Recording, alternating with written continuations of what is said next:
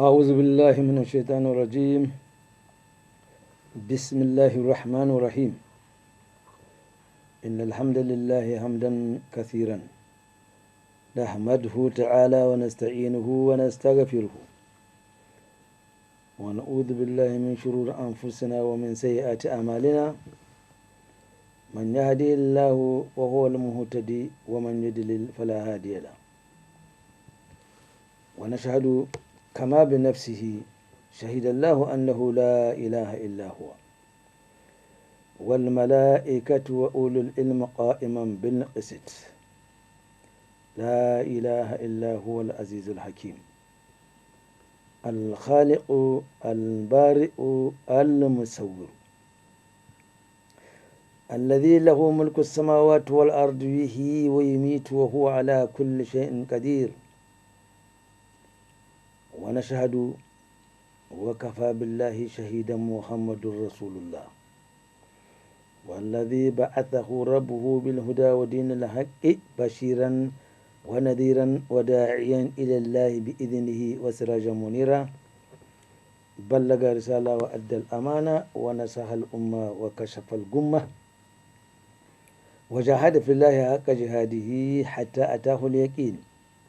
خاتم النبيين وإمام المجاهدين الذي لا ينطق عن الهوى إن هو إلا وحي يوحى علمه شديد القوى الذي جاء بكتاب عزيز لا يأتيه الباطل من بين يديه ولا من خلفه تنزيل من حكيم حميد. كتاب الذي من قال به صدق ومن عمل به أجر ومن حكم به عدل وما دعا إليه فقد هدي إلى صراط مستقيم. هذا الكتاب كل من تمسك به وتمسك بسنة الذي جاء به فقد استمسك بالعروة الوثقى لا انفصام لها والله سميع عليم. فصلى الله تعالى على نبيه الكريم وعلى آله وصحبه ومن تبعهم بإحسان إلى يوم الدين. رب اشرح لي صدري ويسر لي أمري واحلل عقدة من لساني يفقهوا قولي. اللهم لا سهل إلا ما جعلته سهلا وأنت تجعل الحزن إذا شئت سهلا. فعلمنا ما جهلنا وذكرنا ما نسينا وزدنا علما. ثم أما بعد. Assalamu alaikum wa rahmatullahi wa barakatuh. Toutes les louanges sont à toi, Allah, subhanahu wa ta'ala. Nous te louons, nous t'invoquons et nous t'implorons. Et nous demandons ton assistance. Qu'Allah préserve-nous alors des maux de nos propres âmes et de nos répréhensibles actions. Car celui que tu guides, personne ne saurait l'égarer. Par contre, celui que tu égares ne pourra jamais se trouver ou trouver quelqu'un pour lui montrer la voie.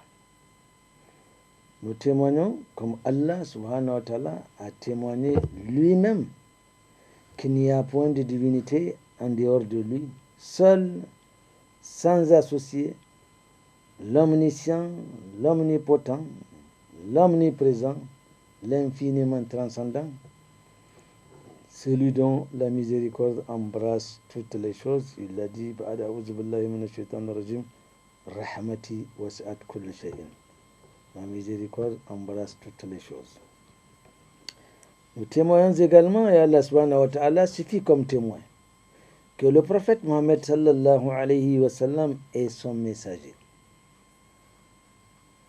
envoyé en tant qu'annonciateur des bonnes nouvelles pour ceux qui se conformeront aux lois d'Allah subhanahu wa ta'ala et qui suivront sa sunna, qu'Allah fasse que nous soyons de cela, mais également à titre d'avertisseur des rudes châtiments pour ceux qui se sont rebellés contre ces lois et ont tourné le dos à l'enseignement du prophète Mohammed sallallahu alayhi wa sallam. Lui, le prophète sallallahu alayhi wa sallam, il a appelé les gens par la sagesse et la bonne exhortation. Allah subhanahu wa ta'ala a dit Udu ila sabili rabbika bil hikmati wal mau'izatil hasana. On a été donné au prophète sallallahu alayhi wa sallam d'appeler les gens avec sagesse et avec la bonne exhortation. Par la permission de son Seigneur. Et il ressemble à cette lumière à cette lampe qui vient éclairer l'ensemble de l'humanité. Le prophète sallallahu alayhi wa sallam ne prononce pas une parole qui soit l'effet d'une passion. Tout ce qu'il dit relève d'une inspiration qui lui a transmise l'archange Gabriel alayhi salam et à l'appui de la mission du prophète sallallahu alayhi wa sallam et qui constitue son miracle le plus grand, un livre que nous écrivons avec un grand L majuscule. Parce que ce livre est incorruptible. Ce livre est infalsifiable. Ce livre est inimitable. Le faux ne saurait l'atteindre ni de devant ni par derrière. Et il est accessible à l'erreur parce qu'il émane du sage.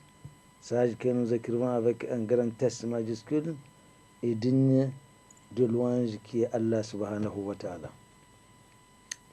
Quiconque choisit ce livre pour s'exprimer, eh bien, il a dit la vérité. Sa lecture offre plusieurs récompenses. Oui, celui qui n'a pas accès à la lecture du Coran, il est en train de perdre beaucoup de hasanat. Et le plus grand perdant, c'est celui qui a accès à la lecture du Coran et qui ne lit pas le Coran.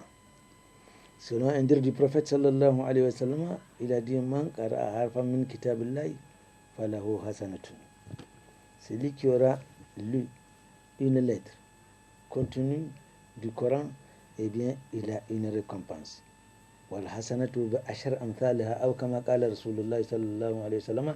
Et par la miséricorde infinie d'Allah subhanahu wa ta'ala, cette récompense, Allah va ordonner aux anges d'appliquer le coefficient quantificateur ou multiplicateur par 10. Donc, une seule lettre vous apporte 10 hasanat qui seront enregistrés dans votre livre de pagne. Un simple exemple. Prenons la Fatiha.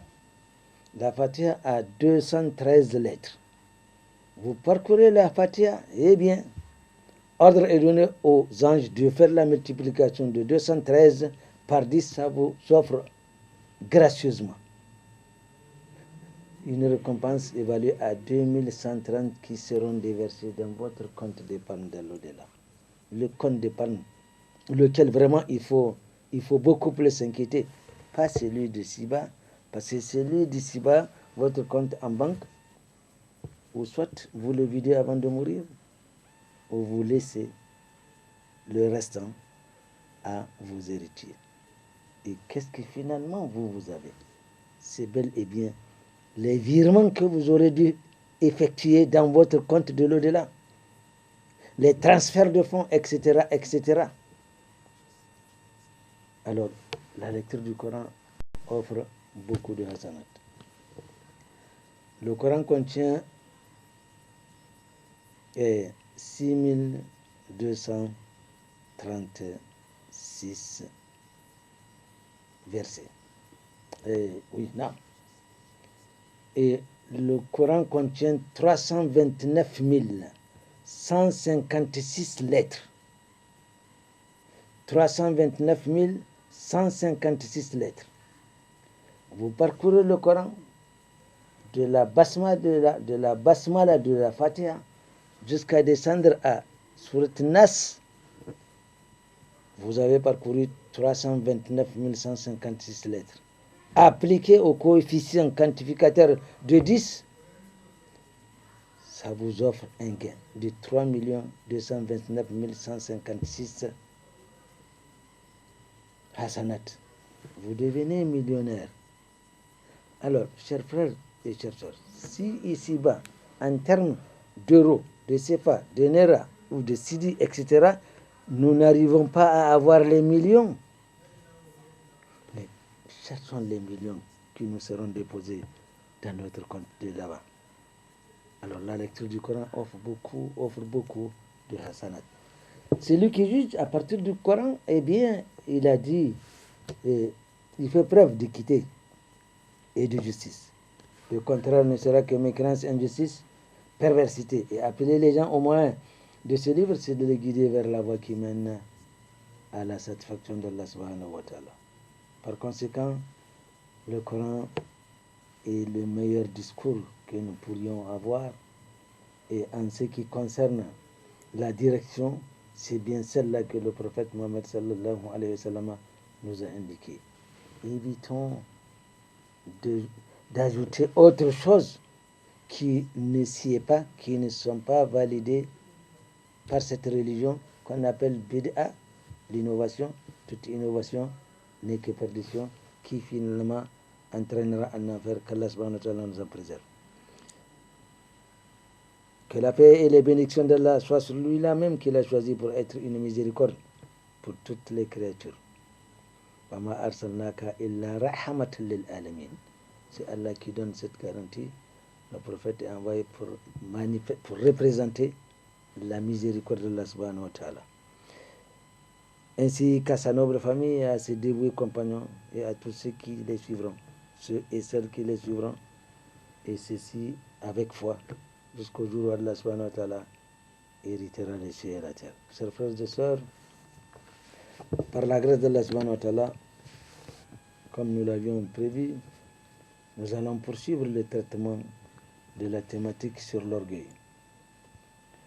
Nous avons vu la dernière semaine la description que le prophète sallallahu alayhi wa sallam a fait de l'orgueil.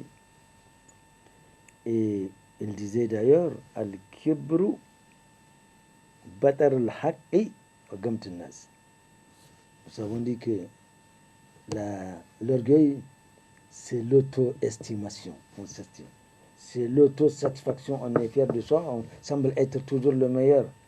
C'est finalement une forme d'auto-adoration.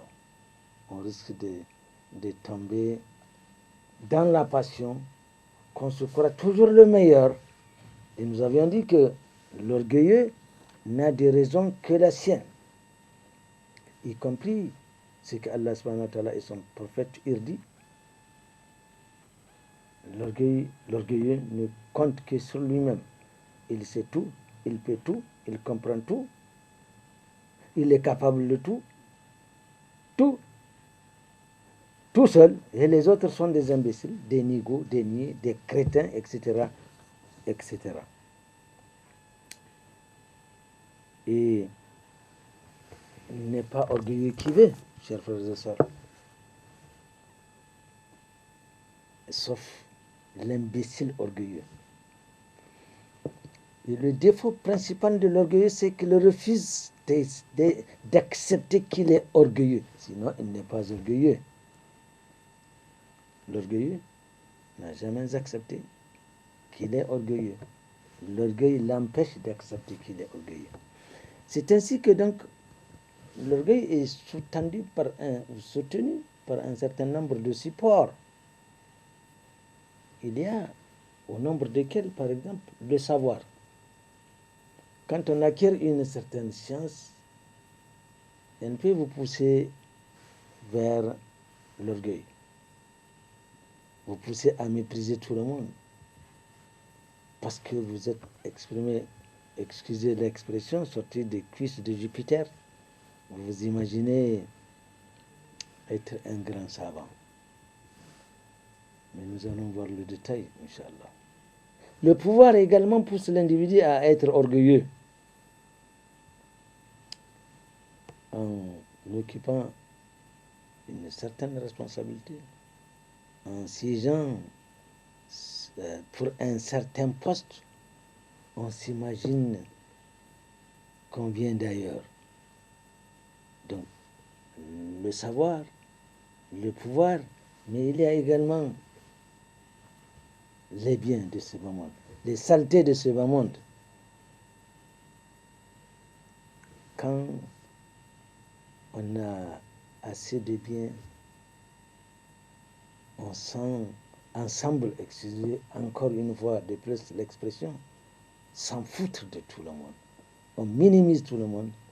On s'imagine qu'on a tout ce qu'on veut et il faudrait que tout le monde vienne se couper derrière vous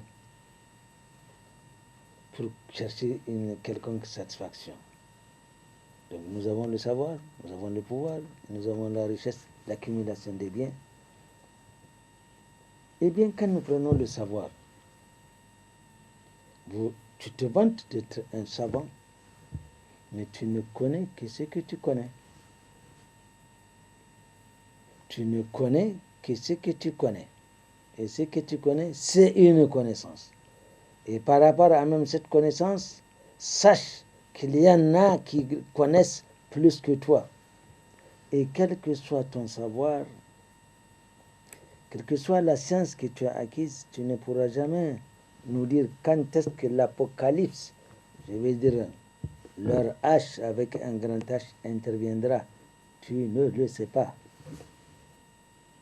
Personne d'autre ne le sait. Y compris les envoyés d'Allah subhanahu wa ta'ala, malgré leur éminence, leur proximité et leur degré élevé, et même ils ne savent pas quand est-ce que leur H arrivera. Si tu veux te montrer que tu as le savoir, mais dis-nous quand est-ce que la fin du monde interviendra. J'ai vu il n'y a pas longtemps encore dans les réseaux sociaux un écrit qui circule des scientifiques américains. Ils ont fait des calculs et ils ont estimé que la fin du monde pourrait intervenir d'ici 8 milliards d'années.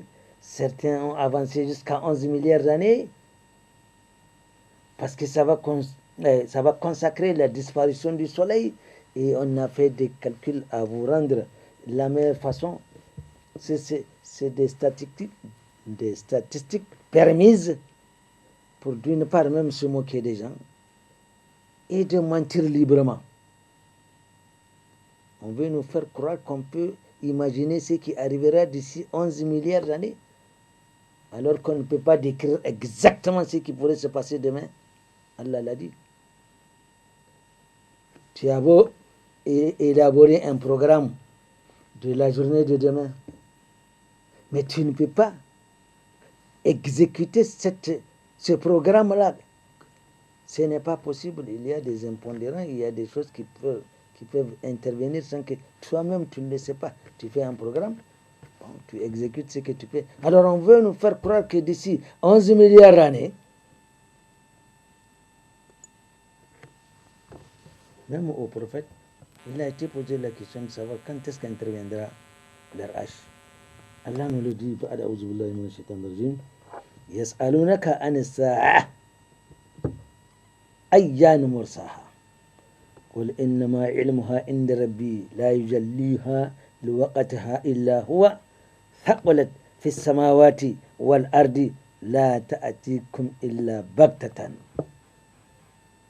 Au prophète sallallahu alayhi wa sallam, les compagnons apeurés, inquiétés de l'événement apocalyptique qui arrivera, ils ont essayé de savoir quand est-ce que ça va arriver. Ils ont posé la question au prophète sallallahu alayhi wa sallam et le Coran nous a rapporté ce dialogue entre le prophète et ceux qui lui ont posé la question. Quand est-ce qu'interviendra la fin du monde? Allah ordonne à son prophète, dis-leur, innama ilmuha inda rabbi la yujalliha illa liwaqtiha. Dis-leur, la connaissance de leur âge est dévolue uniquement à Allah subhanahu wa ta'ala.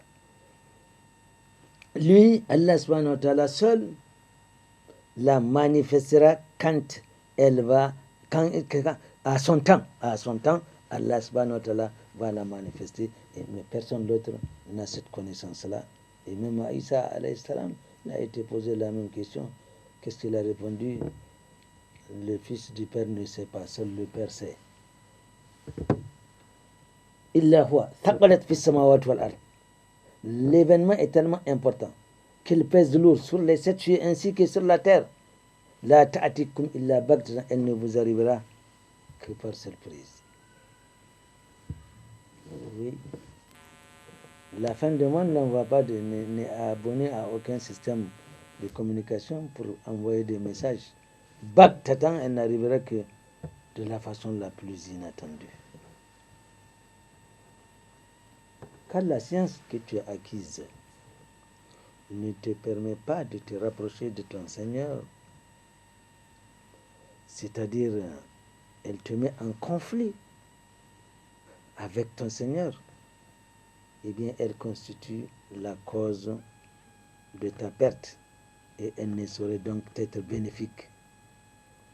Et sache que bien avant toi, Allah subhanahu wa ta'ala nous a raconté le cas d'un savant à qui Allah subhanahu wa ta'ala a détruit parce qu'il n'a pas fait un bon usage de son savoir. Aujourd'hui, c'est fort regrettable. Vous avez nos enfants qui sont dans des universités. Alors, il y a la matière philosophie.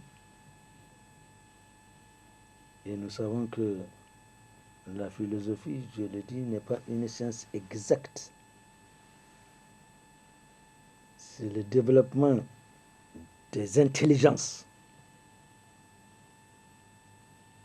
Dans la mesure où nous savons qu'arithmétiquement, 4 plus 4, directement tout le monde sait, ça fait 8. Tous les mathématiciens sont d'accord par rapport à cela. Et nous savons que les philosophes se sont contredits entre eux-mêmes. Si nous prenons Descartes, qu'est-ce que Descartes a dit? Qu'est-ce qu'il a dit? Descartes a dit comment ne pourrions-nous pas croire en Allah? Parce que si Allah nous trompait, nous ne pourrions pas donner crédit à son existence, etc. Un truc comme cela. Donc nous voyons qu'en ce qui concerne peut-être René Descartes, il croit en l'existence de Dieu avec un D majuscule. Ce n'est pas le cas de tous les philosophes. Et malheureusement, souvent, on enseigne cette mécroyance d'Allah subhanahu wa ta'ala aux enfants dans ce chapitre de la philosophie. Alors, ce n'est pas parce qu'on est intelligent ou hyper intelligent ou être même un génie. Prenons Einstein. Voilà un génie. C'est comme ça qu'on peut l'appeler. Mais il ne croit pas en l'existence d'Allah subhanahu wa ta'ala. Qu'est-ce qu'il dit? Il dit, mais comment peut-on croire à un créateur qui punit ses créatures? Comment peut-on croire à un créateur qui punit ses créatures? Donc, il aurait souhaité qu'on laisse les gens faire ce qu'ils veulent. Nous voyons un acte de mécréance.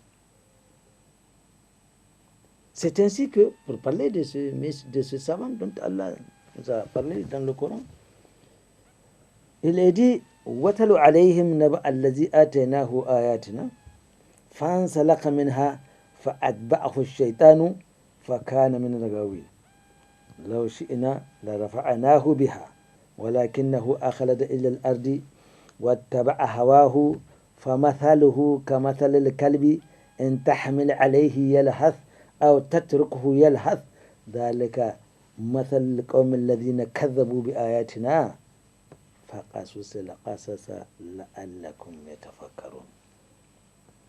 Il s'agit d'un savant qu'Allah subhanahu wa ta'ala a accordé donc une science.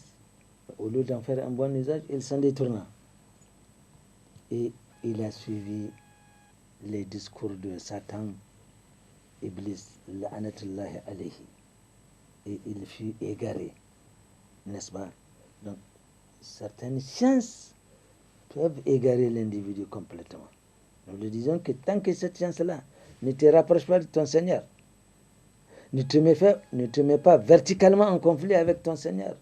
Eh bien, si c'est le cas, c'est une science qui va te détruire. Et il suivit sa passion. Tous les péchés que nous commettons sont le fruit d'une passion. Celui qui consomme de l'alcool, il reçoit un ordre. La passion lui dit alcool, eh bien c'est fini. Tant qu'il a les moyens, il va satisfaire ce besoin est poussé par la passion. Le fornicateur, c'est pareil.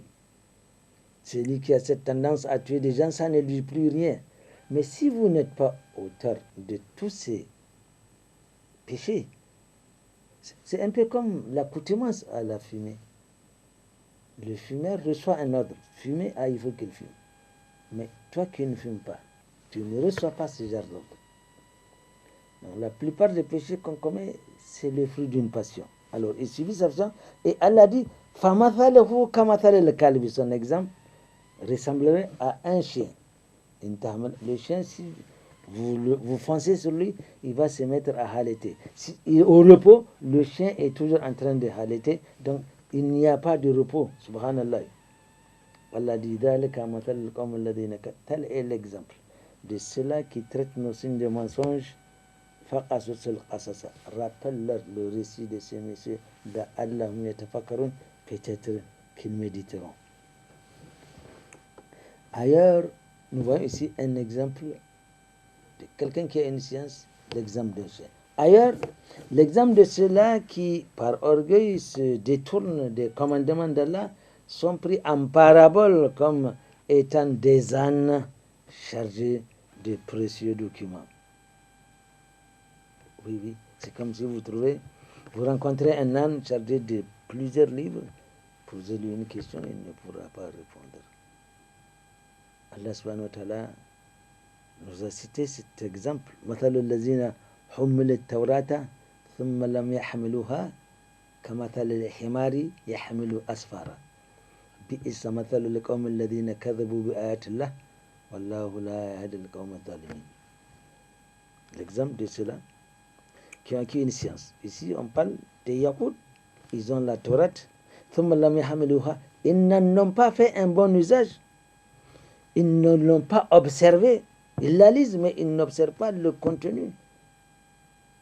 Allah dit Yahmilu asfa. Kamathalhum, leur exemple. Kamathal al-himar, comme un âne, Yahmilu asfara, chargé de livres précieux. Bi'issa mathal comme alladhina kadhabu bi ayatina. Quelle piètre situation dans laquelle se trouve ceux-là qui traitent nos signes de mensonges. Wallahu la yahdi al-qawma adh-dhalimin. Allah ne dirigera jamais un peuple injuste. Remarquez, chers frères et sœurs, à quel niveau de comparaison celui des animaux se retrouve relégué, ceux qui ont acquis une science et par orgueil combattent les lois d'Allah subhanahu wa ta'ala ou les négligent. Ils n'observent pas les prescriptions, souvent ils les refutent systématiquement. Et le prophète sallallahu alayhi wa sallam nous a dit Al-ilmu ilmani. La science, il y a deux sortes de sciences. Une science utile, donc bénéfique, et une science qui te détruit. La science utile, c'est bien celle-là qui te rapproche de ton Seigneur, qui te laisse brancher au réseau d'Allah subhanahu wa ta'ala, qui ne te pousse pas à te rebeller contre ses ordres. L'autre science, à l'opposé, t'éloigne de ton Seigneur et elle te déraille de ses orientations parce qu'elle est finalement sans conscience et qu'elle émane des idées iblicistes, c'est-à-dire sataniques. Parce que l'objectif principal de Satan, la'anatullahi alayhi, c'est de faire en sorte qu'il embarque beaucoup, un nombre important en tout cas, des fils d'Adam, compte tenu du contentieux qu'il a avec notre père Adam depuis le monde des atomes. Il a le cutus qu'il embarquera tous ceux qui le suivront. Et Allah nous a prévenus dès l'ici-bas, nous autres les fils d'Adam, que Satan est notre ennemi juré. Allah a dit, Ya Yohannas, inna wa'adallahi haqqun, fala tagurannakum al-hayatu dunya, wala yagurannakum billahi al-garur. Inna shaytana lakum aduwwun fattakhizuhu aduwwa, innama yad'u hizbahu liyakunu min ashabis sa'ir. Allah a interpellé les genres humains, ou vous, les humains, les fils d'Adam. Sachez que la promesse d'Allah subhanahu wa ta'ala est vérité. Et c'est quoi cette promesse? Allah a créé le paradis et l'enfer. Il n'en a pas besoin. Il a créé le paradis, il n'en a pas besoin. Il a créé l'enfer pas parce qu'il est méchant, et il a créé le Bani Adam et il a mis en garde. Et Allah a donné au Bani Adam l'intelligence de savoir ce qui est bien et ce qui ne l'est pas. Et dans l'espace et dans le temps, Allah a envoyé des messagers. Après qu'Allah subhanahu wa ta'ala ait interrogé dans le monde des atomes nos âmes qui ont confirmé, oui, Allah, tu es notre Seigneur. Et cela doit être corroboré ici à l'acceptation de la ilaha illallah dans tous ses comportements. Donc nous sommes prévenus. Nous sommes venus ici pour retourner, pour préparer notre retour. Le retour, inutile de dire, il est incontournable. Et chacun rendra compte. On rendra compte de ce que chacun a fait. C'est pas que chacun rendra compte. Non, on rendra compte de ce que chacun a fait. Donc, inna shaytana lakum wa la tagurannakum al dunya. Ne vous laissez pas divertir par ce bas monde, les cliquetis de ce bas monde. On n'a pas le temps d'en citer, il y en a beaucoup. Wa la yagurannakum billahi al-garur. Et ne vous laissez pas non plus tromper par le trompeur. Je mettrai un petit T minuscule, c'est-à-dire Satan, la'anatullahi alayhi. Allah dit, inna shaytana lakum aduwwun. Sachez que Satan est votre ennemi. Fattakhizuhu aduwwa. Considérez-le tout le temps et partout comme tel. Sa distraction, c'est de garer le nombre le plus important nombre de fils d'Adam pour qu'il l'accompagne, fait Saïr, dans le feu de Saïr. Et Satan, comme nous le disons trop souvent, il a un parti politique, le parti de l'enfer Saïr. Il tient des meetings, envoie des cartes d'invitation, des communiqués, et les gens y vont. Vous allez voir des scènes assez diaboliques. Et quand il s'agit de faire une œuvre fi sabilillah, une œuvre salutaire, et l'individu, l'islam étant fondamentalement une religion individuelle, si vous faites un bien, c'est sur votre compte qu'on enregistrera, et non celui de votre père ou de votre mère. De même que si vous posez un acte délictueux, on ne l'enregistre pas ni à votre fils, ni à votre femme, ni à votre père. Chacun est responsable de ce qu'il a accompli. Donc il envoie des messages, c'est fini. Vous allez voir, s'il s'agit de faire une œuvre fi sabilillah, on est absent. Mais là où Satan justement va ouvrir son meeting, voilà, vous allez voir comment les biais le plus souvent vont défiler et Satan applaudit. Plus vous faites des gestes, Satan dit très bien, continue, continue, continue. Il est satisfait. Qu'Allah subhanahu wa ta'ala fasse que nous comprenions cela.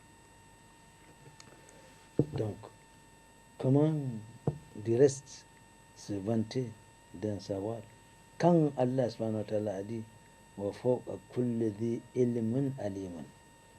Comment manifester de l'orgueil dans le savoir quand Allah a dit wa fawqa kulli dhi ilmin? Au-dessus de chaque savant alim, il y a un savant au-dessus de lui. Nous l'avions dit, vous ne connaissez que ce que vous connaissez. Un docteur, il a appris à soigner des gens, capable détecter la maladie, coucher le malade, ouvrir le malade, extraire la maladie, refermer le malade. Une semaine, il est debout. Mais un juriste aussi connaît quelque chose. Mais vous n'allez pas donner le travail d'un docteur, d'un médecin à un juriste. Donc, le médecin, il est médecin dans la médecine. Et quand on parle de la jurisprudence, de la justice, il ne connaît pas grand-chose, tout comme le juriste ne connaît rien, etc., etc. Un ingénieur ne peut pas venir opérer quelqu'un, etc., etc. Donc, il ne faudrait pas que le savoir nous trompe au point où, parce que ça risque de dérailler au point où, évidemment, on ira loin. Qu'Allah subhanahu wa ta'ala nous en préserve. Deuxième élément de l'orgueil, le pouvoir. Le pouvoir, qui est l'un des facteurs qui conditionnent les rapports sociaux, a toujours et de tout le temps et en tout lieu été une raison pour se sentir au-dessus ou voir différent des autres. Quand on a un pouvoir, on se vante. La nature humaine a toujours poussé le détenteur de pouvoir à se sentir au-dessus de tout le monde. La longue histoire de l'humanité est jalonnée d'exemples dont certains exemples sont restés éloquemment légendaires.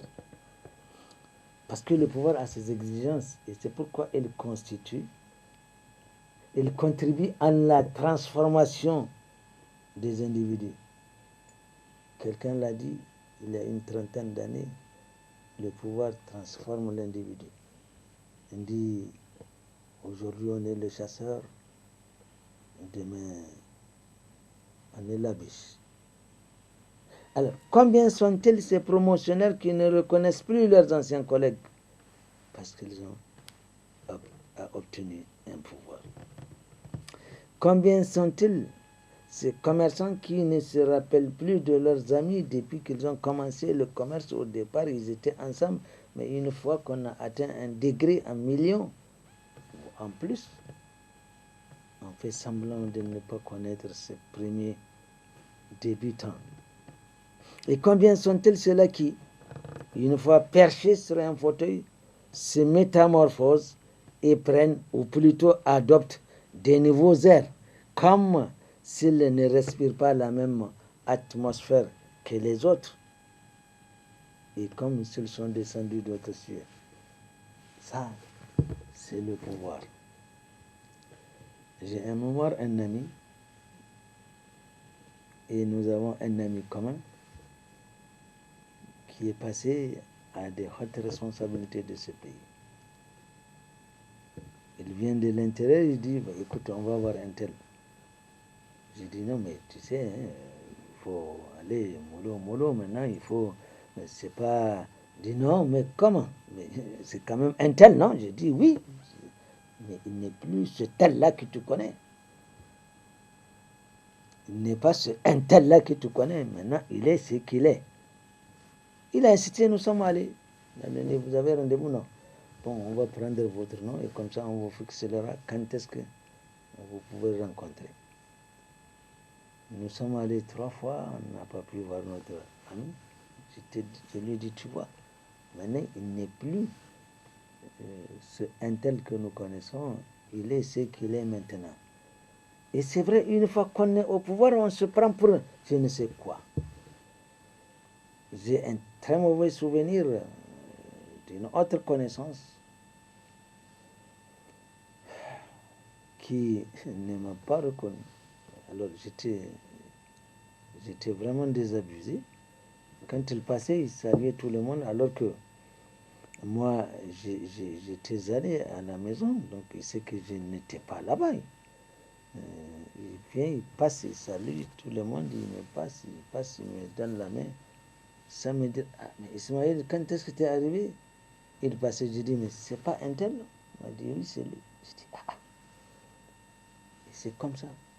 Il suffit qu'on soit sur une chaise, on se prend pour quelqu'un qui est tombé, je ne sais pas, du quatrième ciel. Pourquoi pas penser avant qu'on soit là et penser à l'après qu'on soit, on ne peut pas, on n'est pas là. Parce que, et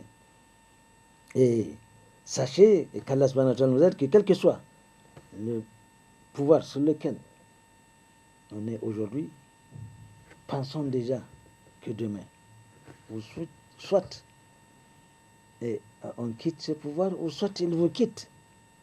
Puisque le pouvoir avec un P majuscule, c'est-à-dire le pouvoir absolu, qui est un attribut fonctionnel permanent d'Allah subhanahu wa ta'ala, c'est Allah subhanahu wa ta'ala qui le détient. Le Seigneur des mondes, qui détient le pouvoir avec un P majuscule. Il n'a pas peur d'un coup d'État. Allah n'a pas peur des élections transparentes, comme on a l'habitude de dire, juste, honnête et transparente. Allah n'a pas peur de ces élections. Allah n'a pas peur d'une insurrection populaire. Dans son vouloir, il octroie à ceux qu'il a souverainement décidé, afin que cela l'exerce avec un P minuscule. C'est les armoiries du pouvoir qu'Allah subhanahu wa ta'ala accorde à ces gens pour voir comment ils vont faire, comment ils vont se comporter. Vont-ils s'imaginer qu'il y a quelqu'un qui est au-dessus d'eux, qui n'a pas peur de quoi que ce soit, et qu'ils se conformeront à ses commandements, ou ils vont s'imaginer, comme ils sont là où ils sont, ils n'ont de compte à rendre personne, y compris à Allah subhanahu wa ta'ala. C'est Allah qui donne le pouvoir à qui il veut, pas à qui il aime. Il le détient à qui il veut, pas à qui il déteste. Allah fa'alil ma yurid. Il fait ce qu'il veut. Qul Allahumma malikul mulk.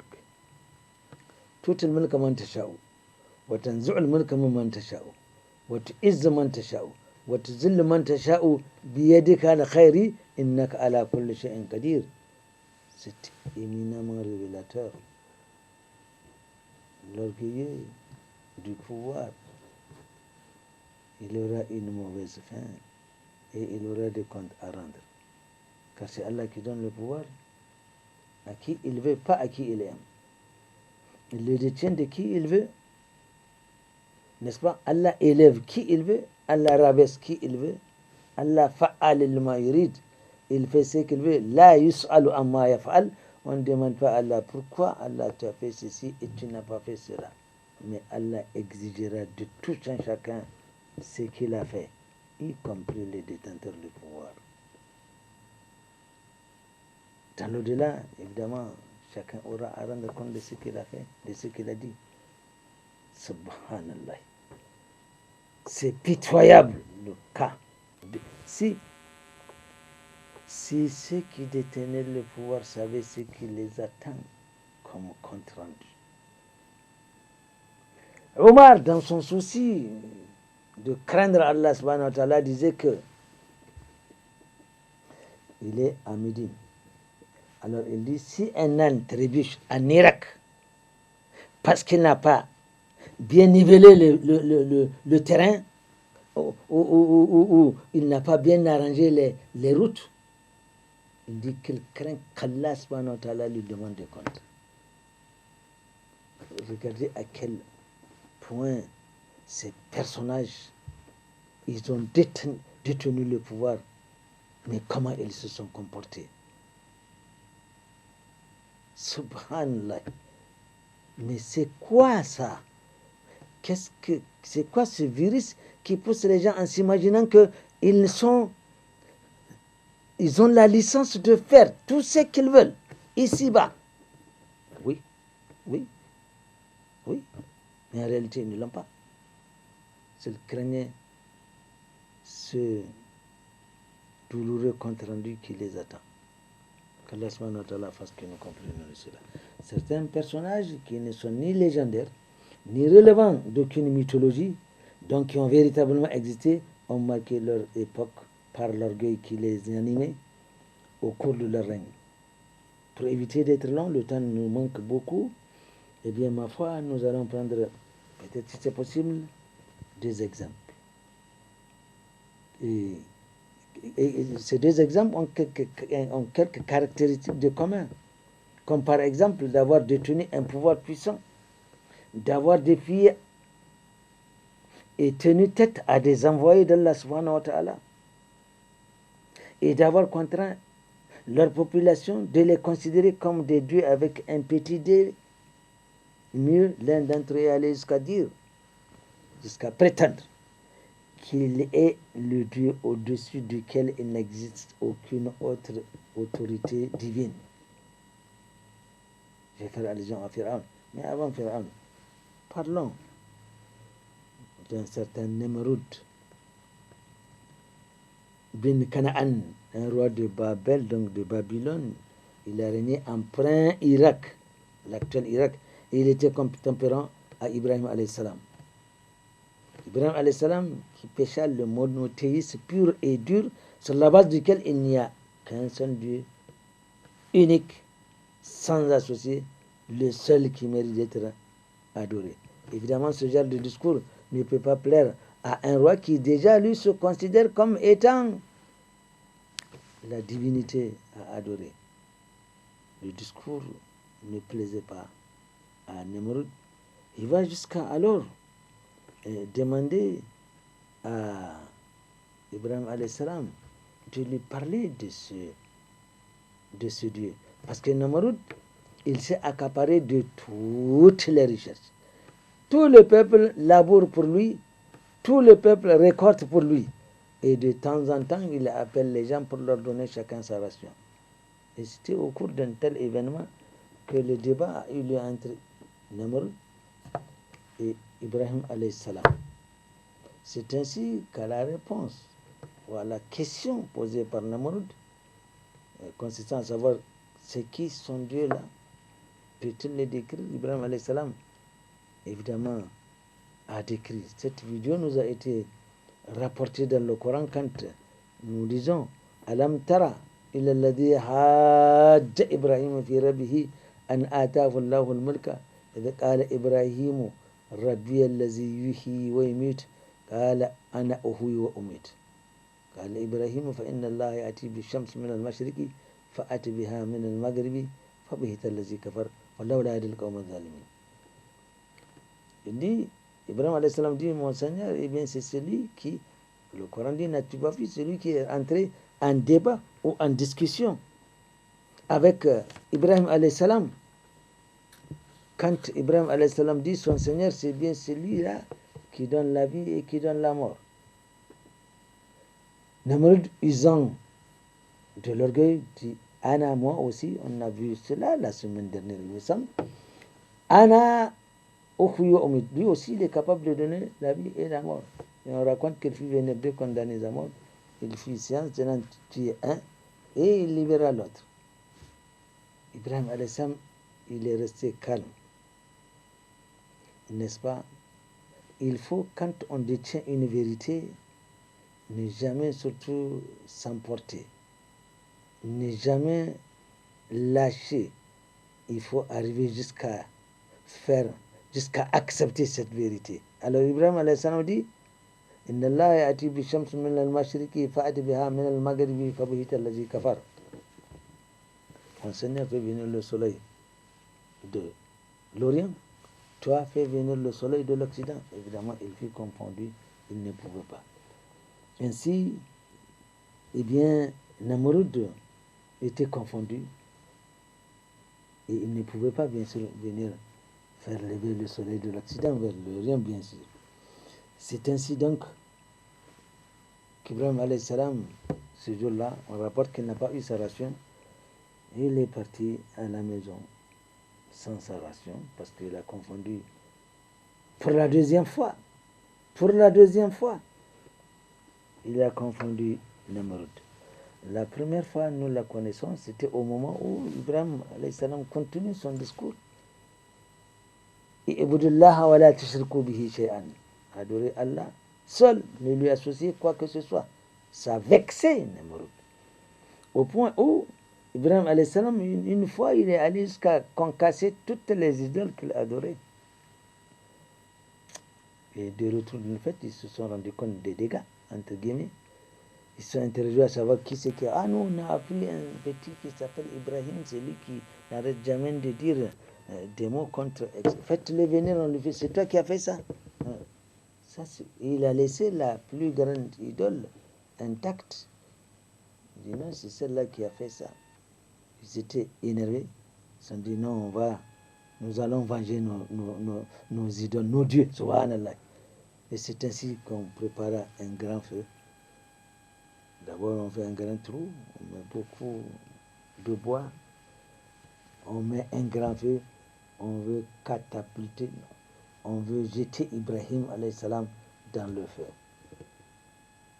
On ne peut même pas s'approcher. Et comment faire? On a conçu une catapulte et on attache Ibrahim alayhi salam et on le lance vers le brasier. On rapporte wallahu alam. Dans sa trajectoire, l'archange Gabriel alayhi salam interpelle ou intercède Ibrahim alayhi salam et lui dit: je suis l'archange Gabriel, je suis venu pour t'aider.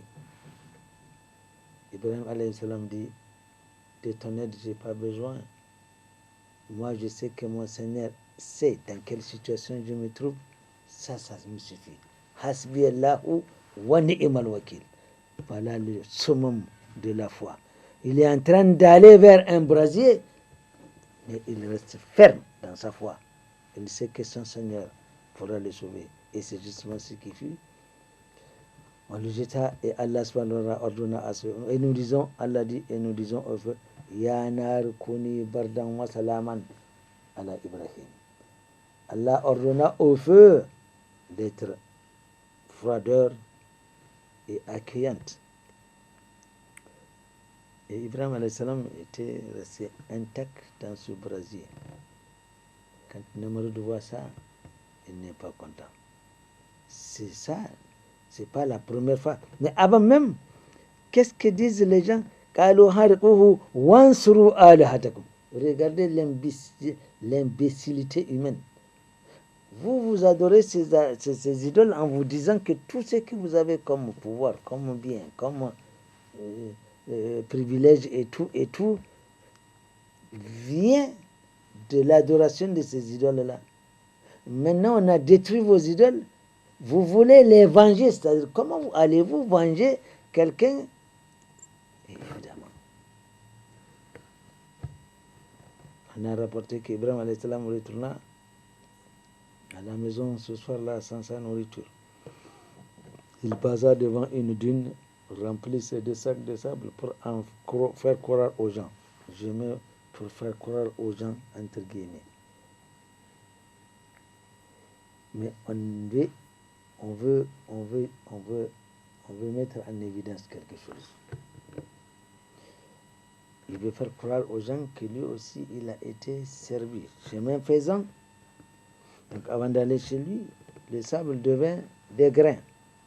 Il n'y a rien d'étonnant qu'Allah fasse cela après avoir été victime d'une injustice, après avoir défendu la thèse selon laquelle que la ilaha illallah, c'est pas Namrud qui doit être adoré, mais c'est uniquement Allah subhanahu wa ta'ala. Mais quand on dit qu'il veut faire croire, c'est comme si, je mets ça entre guillemets. Mais enfin, qu'est-ce qu'il y a de surprenant? Que le sable que Ibrahim alayhi salam a pris avant d'arriver à la maison s'est transformé en grain. Il n'y a rien d'étonnant. Il y a un autre message auquel on veut faire allusion, celui de Mariam. Mariam alayhi salam recevait des plats préparés, une table servie. Elle était confinée dans la mosquée. Et seul le prophète Zacharia alayhi salam avait accès à cette dernière. Même pour ses besoins, il y a un lieu qui est réservé à cela. Elle ne sort jamais du sanctuaire. Et à chaque fois que Zacharia alayhi salam Partez la voir. Mais il trouve que la table est garnie des plats. Il n'y a pas un restaurant à côté. Des plats qui viennent sûrement d'ailleurs.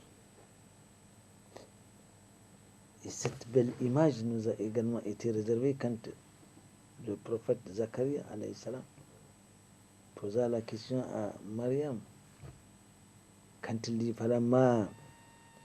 فلما كلما دخل عليها زكريا المهراب وجد عندها رزقا قال يا مريم أنى لك هذا قالت هو من عند الله إن الله يرزق من يشاء بغير حساب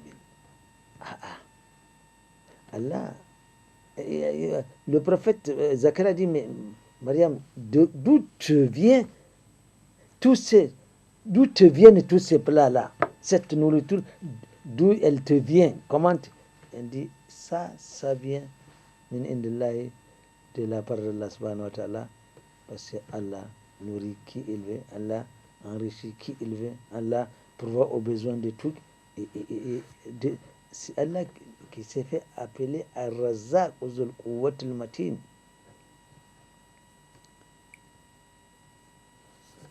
Alors, on continue à demander à Namrud quand même de croire à l'unique maître des seigneurs, malgré toutes ces preuves.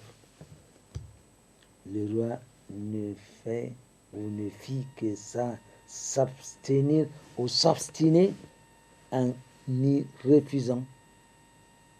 Et à plusieurs reprises, il se proposa lui-même de combattre l'armée d'Allah subhanahu wa ta'ala. C'est ainsi qu'une armée de moustiques formant un nuage épais et condensé commença à attaquer les soldats de Namrud en leur réduisant à des ossements. Les difficultés que le prophète sallallahu alayhi wa sallam avait vécues, lui et les premiers soumis à l'islam, difficultés qui ont poussé certains à immigrer en Abyssinie, l'actuelle Éthiopie, et d'autres à Médine. Et cela pendant 13 ans. Malgré toutes ces difficultés, si Allah subhanahu wa ta'ala l'aurait voulu, il allait tout simplement envoyer, tout comme on rapportait au prophète sallallahu alayhi wa sallam l'année de l'éléphant. Allah n'a-t-il pas envoyé des oiseaux pour détruire l'armée du roi qui est venu attaquer la Mecque? Si Allah subhanahu wa ta'ala l'aurait voulu, eh bien, d'abord, si Allah subhanahu wa ta'ala l'aurait voulu, il allait faire accepter l'islam par tous les Quraysh. C'est Allah subhanahu wa ta'ala qui l'a dit. وَلَوْ شَاءَ رَبُّكَ لَآمَنَ مَنْ فِي الْأَرْضِ كُلُّهُمْ جَمِيعًا أَفَأَنْتَ تُكْرِهُ النَّاسَ حَتَّى يَكُونُوا مُؤْمِنِينَ وَمَا كَانَ لِنَفْسٍ أَنْ تُؤْمِنَ إِلَّا بِإِذْنِ اللَّهِ وَيَجْعَلُ الرِّجْسَ عَلَى الَّذِينَ لَا يَعْقِلُونَ. Un autre verset semblable à celui, Allah nous dit وَلَوْ شَاءَ رَبُّكَ لَجَعَلَ النَّاسَ أُمَّةً وَاحِدَةً وَلَا يَزَالُونَ مُخْتَلِفِينَ إِلَّا مَنْ رَحِمَ رَبُّكَ وَلِذَلِكَ خَلَقَهُمْ وَتَمَّتْ كَلِمَةُ رَبِّكَ لَأَمْلَأَنَّ جَهَنَّمَ مِنْهُمْ أَجْمَعِينَ. Si Allah subhanahu l'aurait voulu, il allait faire accepter. Non, mais comme nous le disions, dans le monde des atomes, nos âmes ont pris l'engagement de reconnaître la ilaha illallah. Et c'est à quoi le prophète invitait les Quraysh. Et ils ont refusé. Et ils ont souffert, les premiers musulmans, le prophète compris ce qu'il a lui-même poussé à immigrer. Mais si Allah l'aurait voulu, ou alors soit il les fait tous croyants, soit il envoie les mêmes oiseaux qui étaient venus défendre la Kaaba, etc., etc. Mais le système n'est pas comme ça, il y a un objectif. C'est celui que nous connaissons aujourd'hui. Et on rapporte qu'un moustique entra dans le nez du roi, Namrud, et il demeura. Il se met à grignoter à l'intérieur du nez Namrud, et ça faisait mal. Et pour calmer cette douleur, il faut taper Namrud sur un bâton sur la tête. Quand le moustique entend le choc, il arrête. S'il n'y a pas le choc, il continue à grignoter. Et Namrud ordonne qu'on lui tape sur la tête. Si le moustique entend le coup, il s'arrête. Mais si on arrête de taper, il continue jusqu'à ce que mort s'en suive. Voilà. Voilà.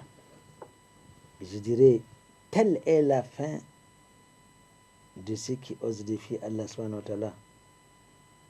Allah qui dispose des moyens de frappe imparables. Les orgueilleux qui s'imaginent qu'ici sur terre, ils peuvent ce qu'ils veulent. Nous n'avions eu le temps que de parler d'un seul orgueilleux sur terre à partir du pouvoir qu'il détient. Ce n'est que partie remise, Inch'Allah. Nous allons poursuivre notre entretien la semaine prochaine. Tels sont les propos qu'Allah a voulu que nous tenions ici. Nous prions Allah de nous pardonner les éventuelles erreurs que nous aurions commises involontairement et qu'il nous fasse partager les hasanats contenus dans ce que nous avons dit jusqu'il aime et qu'il agrée. سبحانك اللهم وبحمدك أشهد أن لا إله إلا أنت أستغفرك وأتوب إليك ربنا آتنا في الدنيا حسنة وفي الآخرة حسنة وقنا عذاب النار ربنا ظلمنا أنفسنا وإن لم تغفر لنا وترحمنا لنكونن من الخاسرين ربنا باعد بيننا وبين أخطانا كما باعدت بين المشرق والمغرب ونقي قلبنا كما ينقى الثوب الأبيض ربنا وتقبل دعاء إن الله وملائكته يصلون على النبي يا أيها الذين آمنوا صلوا عليه وسلموا تسليما اللهم صل على محمد وعلى آله وسلم سبحان ربك رب العزة عما يصفون وسلام على المرسلين والحمد لله رب العالمين والسلام عليكم.